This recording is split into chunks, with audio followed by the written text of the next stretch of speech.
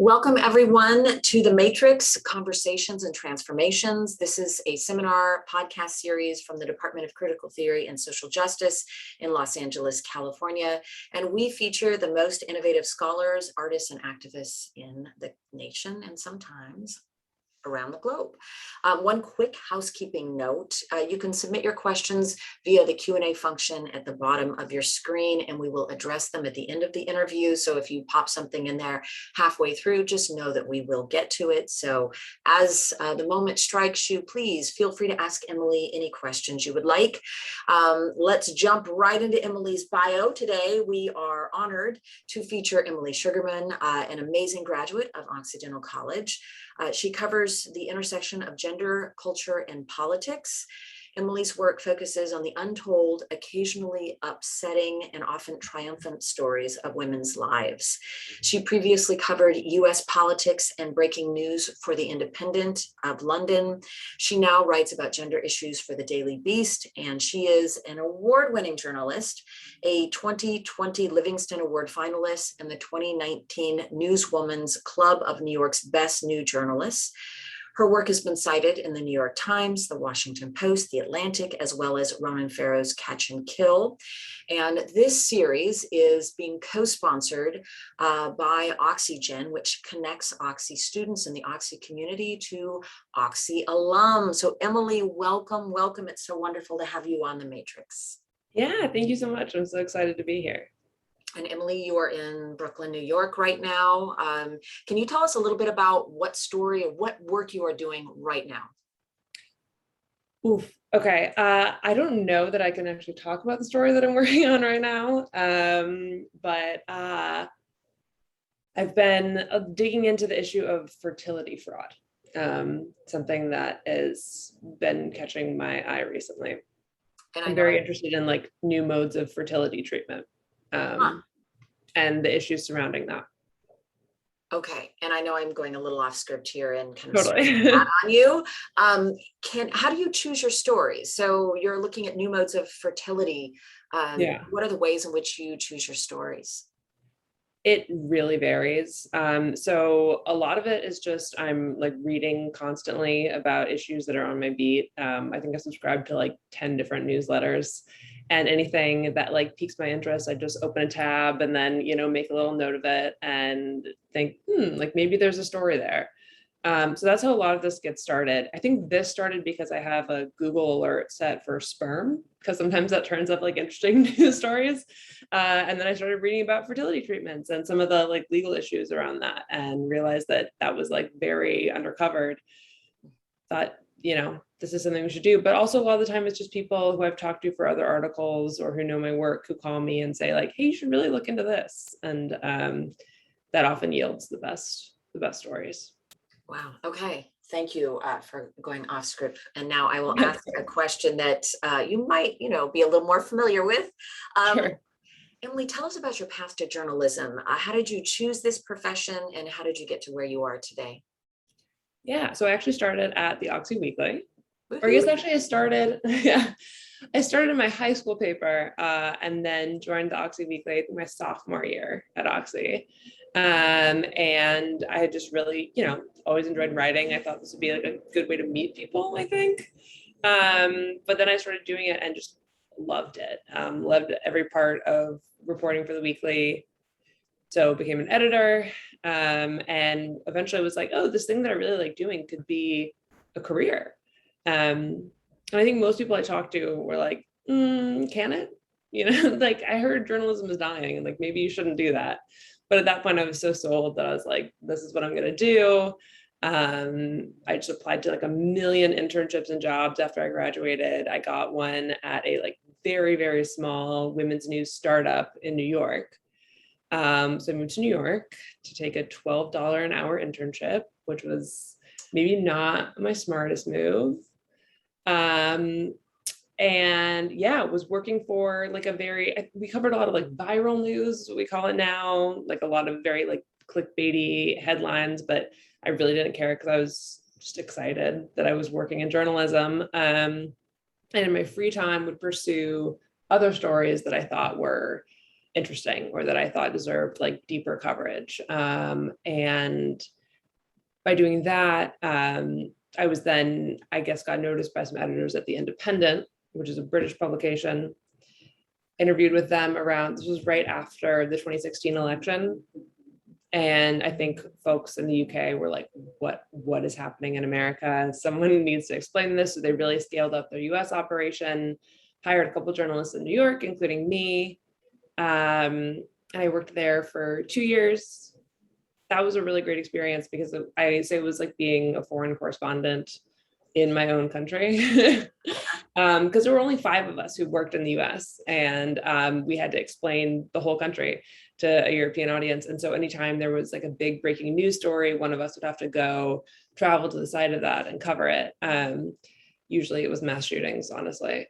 That was like the most common big news story. But I got very, very good at just like going to the scene of news events and interviewing people on the ground, which is a very daunting thing to do. And so that was like a really good kind of like trial by fire, learning how to do that. And then after a couple of years, the executive editor of the Daily Beast, Tracy Connor, who's now our editor-in-chief, actually slid into my DMs on Twitter and was like, hey, we're hiring for a gender reporter.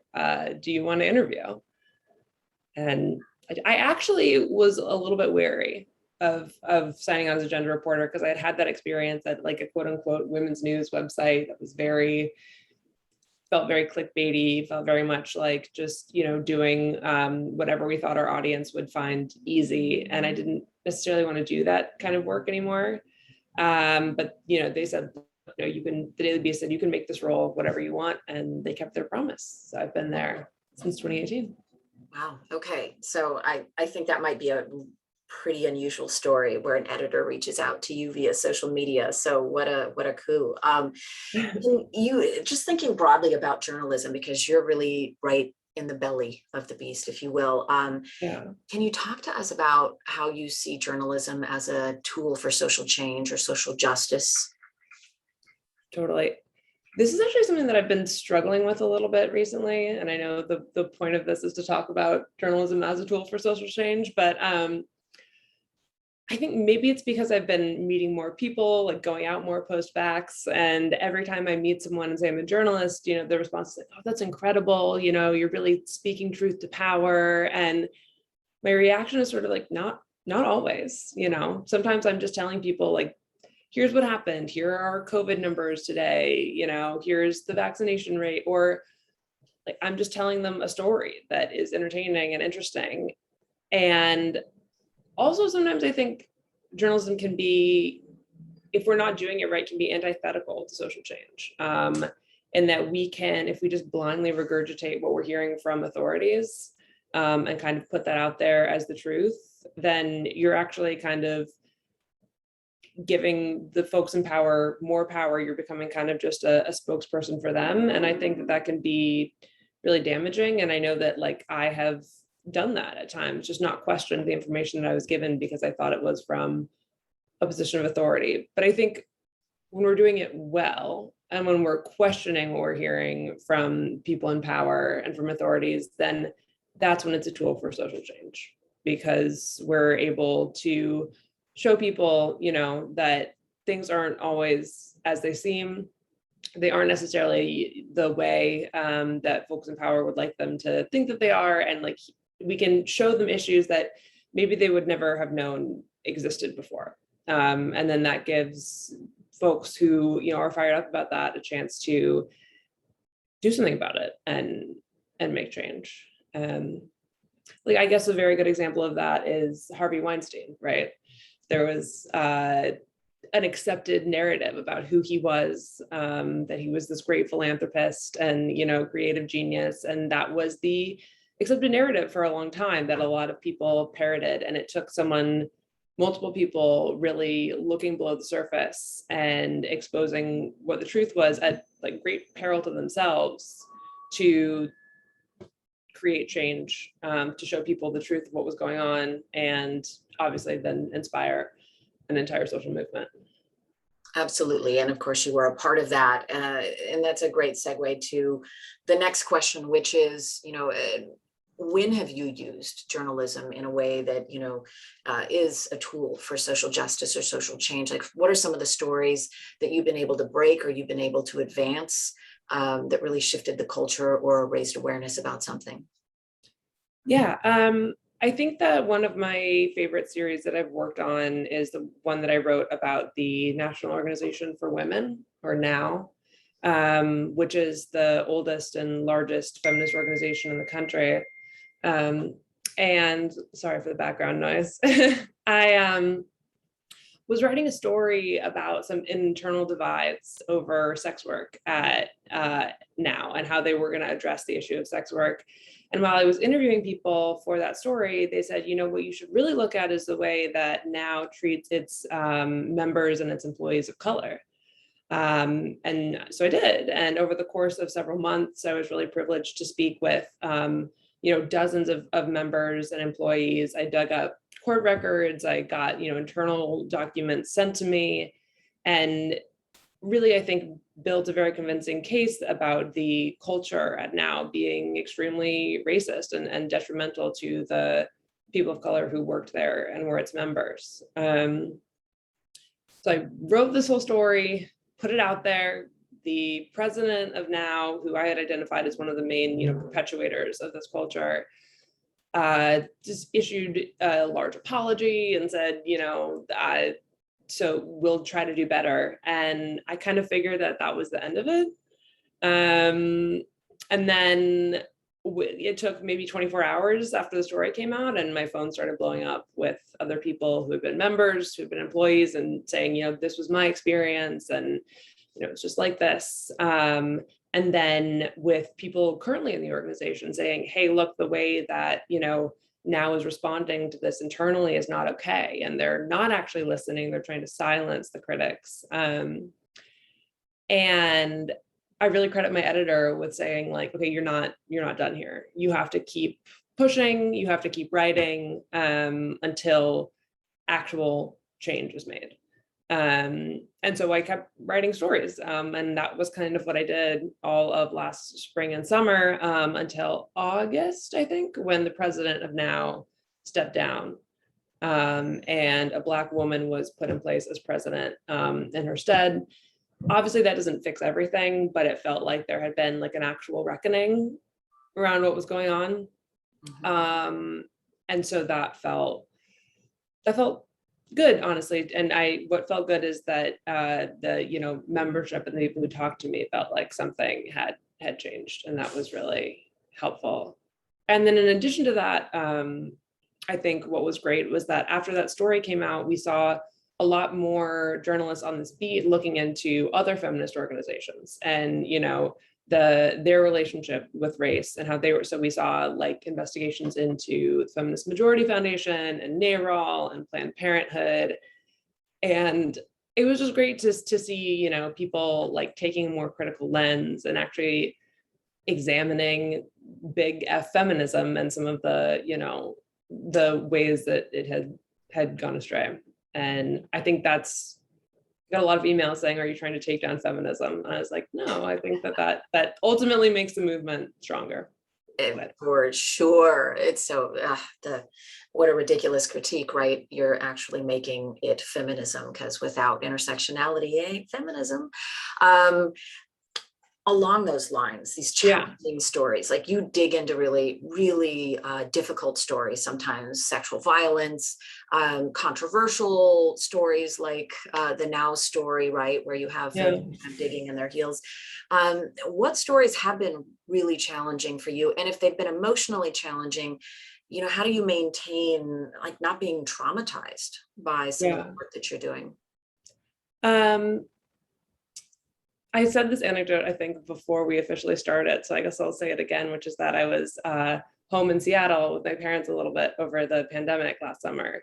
And they got to kind of like hear me working while I was there. And at the end of one day, my mom turned to me and she said, do you know how many times a day you tell people, I'm so sorry that happened to you? And I kind of didn't realize, because I think when you're doing the work, you just have blinders on and you don't like, see that you're actually spending a lot of your day talking to people about horrible things that have happened to them. And I think it's interesting for me that I'm often so invested in doing the work and I'm so like excited to be doing it that I don't really feel an emotional impact while I'm doing it. It's often after the story comes out. And it's often people's reactions to the stories that really are what affect me. Especially when it's a story that I have hoped is sympathetic, to someone, and then they come back and they really don't like it. That's happened actually several times that I've had, victims of something horrible. I spend weeks talking to them, I put the story out and they're like, I really hate this. And that is hard because this is someone that, you hope would feel really seen by what you did. And so that's something that I've worked on, I think, throughout my career, is telling people that, look, as much time as I'm spending with you and talking to you, my story, what I put on paper is never going to be the exact same as the version of your story that you have in your head. And that can be really like jarring for people. And I just, want to warn you that it's not gonna, there are other processes we have to go through in order to get a story in print. So it's not always going to look the same as, you just told it to me in our interview. And I try to tell them, like, I had to go to this person that you accused of something for comment, this is what they said.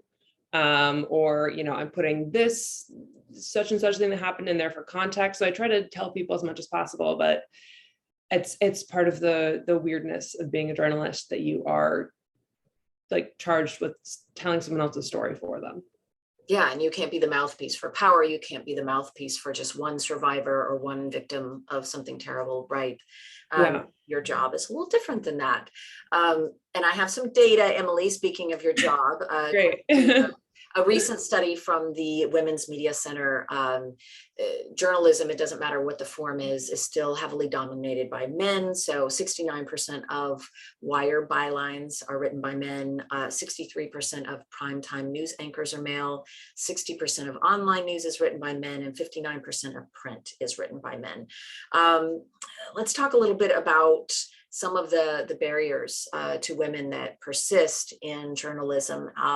Sexism or other forms of bias. Have you witnessed this in the newsroom? Have you seen systemic bias in the industry? Have you experienced it yourself? Can you speak a bit about that? Yeah. I think one of the broadest issues I see with sexism and bias in the newsroom is actually the idea that journalists should be unbiased. And this idea that, we have this ideal of journalists as being completely neutral in situations or totally unbiased in their writing. And that's impossible. In my opinion, we're all humans, we all have lived experiences and we all see things through a certain filter. I think that when someone tells you, an editor tells you that your writing should be unbiased, what they're saying is that you should write it through the lens of old white men who have dominated this field for way too long. And I think that is one of the hardest things to overcome. Thankfully, the Daily Beast our entire leadership team right now is women. I've had incredible women editors and they're very sensitive to that kind of thing. But you see it with Felicia Stanmez in the Washington Post being told that because she was public about being a survivor of sexual assault, that she was not allowed to cover issues of sexual assault, which feels totally crazy to me because, I'm also a survivor. I write about survivors all the time. And I think that only makes me a better journalist. I am able to be fair and to be honest in my reporting, but the idea that I would be, a reporting robot who removed all of my personal experiences, a lot of them having to do with being a woman, from my reporting seems like that would be a detriment, honestly. What could you write about? Right. Right. Exactly. And thank you for being vulnerable and sharing that. Yeah, of course.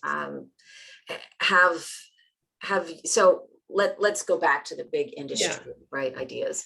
So these biases persist, race, gender, intersectional biases.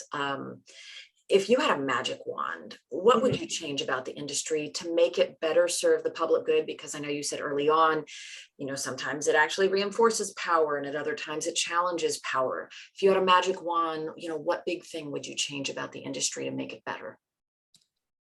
I think, and I'm saying this as a national reporter, I would love to reinvigorate local news.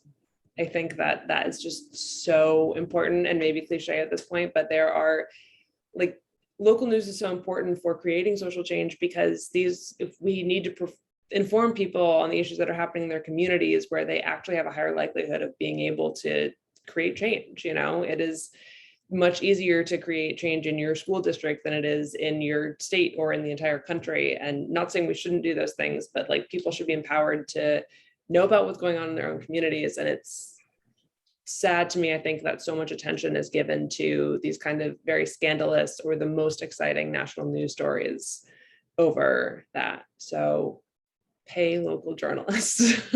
Local journalists, got it. Okay. Last question, and then we'll jump into some audience Q&A. What advice do you have maybe for an Oxy student who's watching this or a young person who wants to go into journalism? What advice could you give them about that? Yeah. So join the Oxy Weekly. No, join your student paper. I think it's a great thing to do, or just, start writing anywhere as soon as possible. I think a lot of people like to say oh, don't go to J school. It's a total waste of time, journalism school. I think if you can afford it, that's great. I know a lot of people who have successful careers coming out of journalism school. But if you can't afford it and you're like me, then the thing to do is just to start writing as quickly as possible and to not be afraid to take, jobs that don't seem like your perfect job. Because that's fine. You can always, prove yourself and work your way up from there. And the point is just to start writing and start getting experience and hopefully start getting noticed. Great, thank you. And I did think of one more question. So folks, put your questions in the Q&A, but a question that will likely be useful for students who are thinking of going into activism or already engaging activism, or folks who are not students. What advice would you give activists who want to harness the power of mainstream media to their advantage to get their cause, to raise awareness about their cause, to get it out into the public? What advice would you give them about managing journalists or managing media? Yeah. I think one suggestion that I give a lot of folks is just to reach out to journalists directly. We are also human beings, and what we love is a personal story. So the more that we hear from people about their personal stories, the more interested we are in covering these issues. And so I think, most journalists' DMs are open. That's how I got my job, right? Is a DM slide. So we do check them. Or our email addresses will be listed, sometimes phone or signal numbers. And I think that the best thing to do is to start reaching out and trying to create a personal relationship with the journalist if you can, because we are pulled in so many directions all the time that, I can guarantee that a text from somebody I know is going to get noticed more than a totally bland PR email, of which I get 500 a day. And that's just, yeah. And then I also think to know the parameters around being on the record, off the record, or on background, to be really clear about that. And to, for a while you're on the record, be very careful about your word choice, because anything that you say is fair game to be quoted. And like we talked about earlier, you don't have a lot of control over what parts of that are said. And I think most journalists are really honest, ethical people, but there's a limited amount of control you have after you say what you have to say. So make it good. Do you have any examples of people? Well, no specifics, but can you give us some examples of people who have not been great with their language and the consequences of that? I think there are a lot of times that I go to people for comment if I'm writing a story that is not very flattering of them, or that's calling them out on something they did, and they get excited about being on the phone or flattered about being on the phone with a journalist, and they kind of lose sight of the fact that this person is there to report a story on them and not to be their therapist. And so they will start, rambling it and wind up making themselves look actually worse. I often think if I'm calling somebody for comment on a story that doesn't make them look great, that they won't say very much to me. But it's often the opposite. And that can be a really interesting experience. Yeah. Oh, whew. And as a person who does comms, I'm like, no, comment. That's your go-to. That's the default. Yeah, exactly. I mean, like, I'm not telling people they shouldn't talk to reporters. I'm just saying, be precise about what you want to say and think about what message you want to get across before. Yeah. And I will also say that only on the point of sexism in the industry, the only other time that I've really felt that is actually from sources. So don't hit on a reporter who calls you. Don't ask them on a date. That is, we're here trying to do our jobs. That's just probably very obvious to anyone watching this, but that's like the only other time that I've really experienced what felt like blatant sexism is talking to sources who are totally inappropriate. Yeah, not treating you like you're working. Yep. Yeah, exactly. So we do have a question from anonymous attendee number 1. There's so many ways to perform activism. For some, it's through their career. For some, it's working with an NGO, a non-governmental organization, or a nonprofit. How did you know journalism was the best way to incorporate activism in your life? Such a good question. I think it was through just doing it. And I honestly can't give enough credit to the Oxy Weekly that, a lot of the work that we did there was activism. I think a lot of the stuff that we did was also, maybe not beneficial to activists or the community. And then we got called out on that. And that was actually a great learning experience in and of itself. But I got the opportunity to try it and to put what I loved, which was writing, to, to public use. And it just felt right. And I think there's a moment where you just kind of realize that this is it, this is the thing. And everyone's telling me it's probably a bad idea, but I have to try it anyway. Along those lines, a follow-up question to that. Yeah. Other aspects of your Oxy education that you find give you an advantage when you're writing stories? I'm just thinking the critical, theory or the kind of social justice orientation of the institution. Well, I guess another way of asking this is how did your Oxy degree serve your career? Yeah, I think I learned a ton from my fellow students at Oxy. I think that was like the biggest. No offense to my wonderful professors who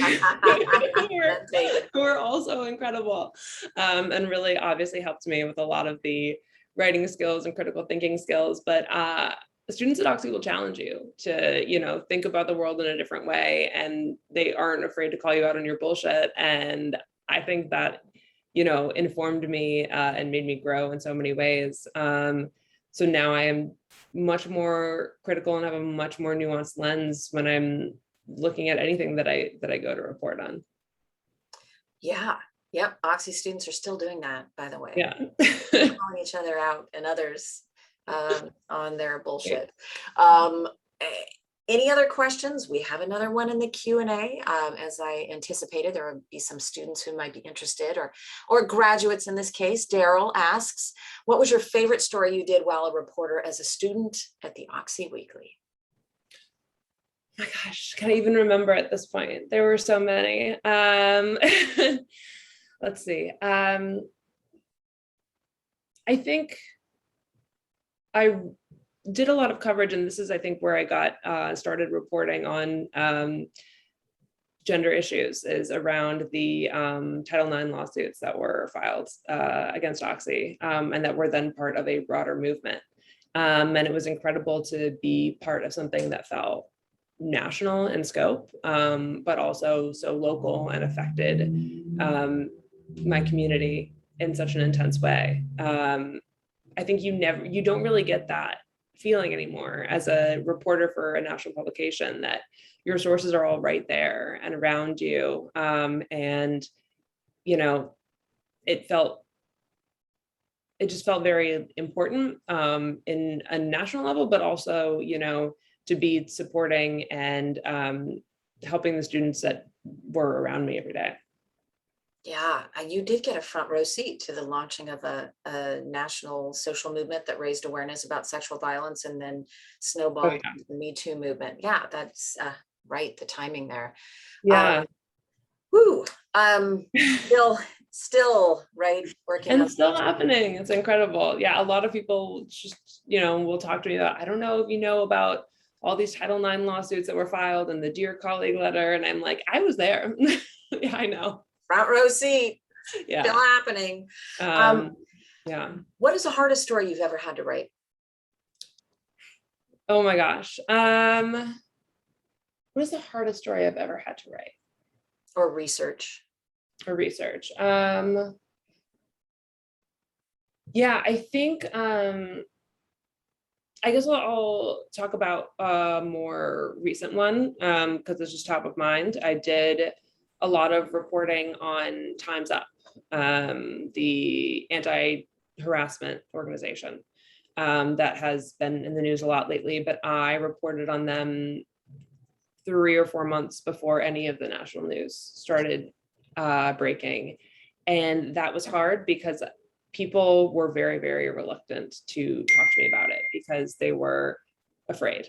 They were afraid to speak up, and they didn't want, this was a powerful organization and they didn't want to be punished. And I think I have a very hard time convincing someone in that case that it is a good idea to talk to me, because I think that having that information out in the world is good for the public, but I don't know that it's a good idea for that particular employee or former employee. And that is a kind of an ethical dilemma that I had to deal with, as well as getting a lot of pushback from the organization itself, who really, really did not want me to publish it. And that was an exercise in strength and also in a lot of goodwill and faith that I built up with my editor, that she was like, no, we're gonna, despite the pushback, we're gonna keep going. And I trust you to do this. So that was scary, but it felt really good to have that. Well, and that is another series that resulted in a change in leadership and a complete revamp of the organization because of, the work that you started and then blew up in the national, in all of the major publications. So yeah, once again, like making it a better organization that actually would serve survivors. Incredible work. And it's got to be hard when you're identifying as, writing from a feminist perspective, right? That you believe in the social, political, and economic equality of women in our society, and to be going after organizations that purportedly say they're serving women, but aren't serving all women or aren't serving any women well. I mean, it's really interesting to see you kind of hone in on that and make these organizations better, which will bring about systemic change. And this is a really long compliment, but that's how systems change, right? By changing organizations and groups. And as you pointed out with the Now story, it then turned the gaze to focusing on all the major feminist organizations and hopefully made them better so that they are more effective in advocating for women. But yeah, it's a painful spot to be in. You're holding you're protecting whistleblowers who might be affected, whether or not you might not be able to fully protect them. The same with survivors. You're writing some really tricky, you're investigating some very tricky topics. Do you have a specific strategy for navigating that?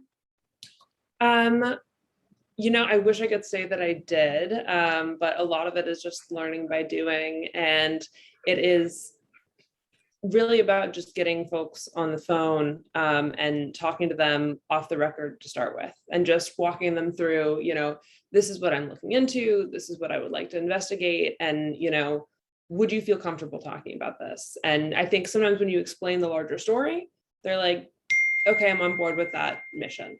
And sometimes you explain that larger story and they're like, I'm on board with the mission, but I can't be a part of this, and that's fine. But then you can say, is there anybody else I should talk to? And sometimes they will give you names. So it's sort of like a very, I think in research, we call that snowball sampling, but I did learn that from my Oxy degree. But yeah, it's a very kind of slow process of just building trust with people.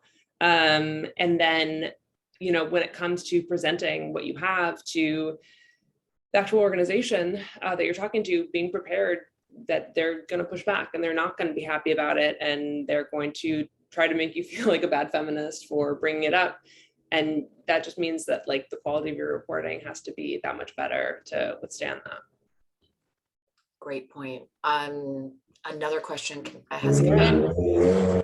Can you share about your experience covering SB8 in Texas? Yeah, that one was really interesting. That was another one that we got on, very, very early before a lot of the national coverage. I think this was, again, the result of some like crazy Google alert that I have set. And I read that law, that bill, and just thought, this is unbelievable.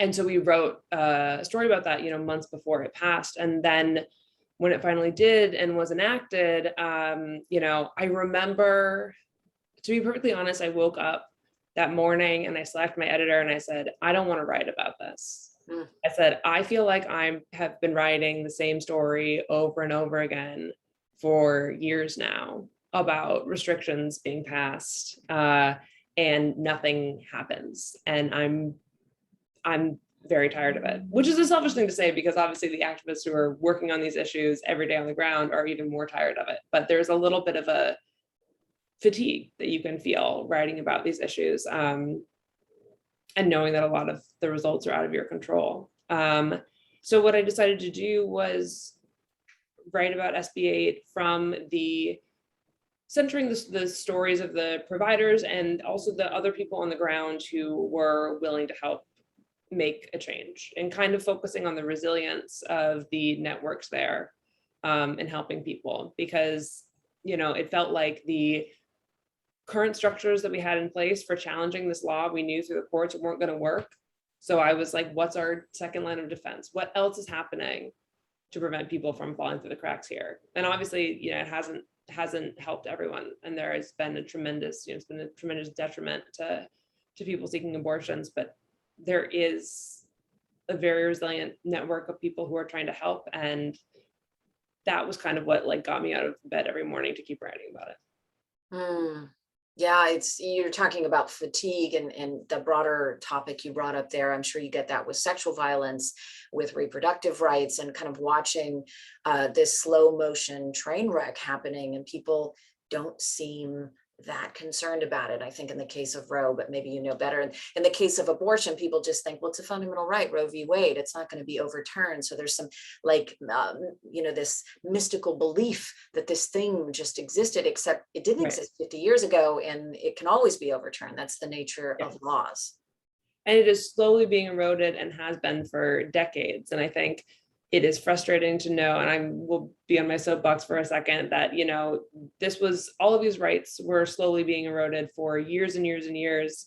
And the groundwork for laws like SB8 were being laid, and no one was paying attention. And all of a sudden, when it is a national, very, salacious headline, then there's attention. And again, I think that goes back to my point about local news, is that we should, there should be attention paid to these issues as they're brewing, because now we're in a point where we're stuck and the courts are not blocking this, and there's really real harm that's being caused.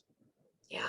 And it's disproportionately affecting women of color in Texas, in particular in Louisiana, Mississippi. And yep. Thank you for your incredible reporting. And I don't know how many times I've opened up Twitter or some social media and seen that you are the person breaking the story, which is, I get so happy, so proud. Of course, the stories are always like, but things that, the public needs to know. So you really are doing this great, public service. Last question, where can people find you and follow you? Great question. So my website is emilyshugerman.com. The last name is Shugerman. You can also follow me on Twitter. It's @eShugerman. And I think all of my other socials are linked there. And obviously the Daily Beast is my home. So read and subscribe and help us out. Great. And I'm sure you'll get some Oxy students reaching out to you for some mentorship. Thank I you would love that. so much for your time, Emily. Yeah. Thank you for being willing to both, pay it forward and also put a hand back. So appreciated. And we'll see everybody next week for the Matrix. Thanks again, Emily. Thank you so much.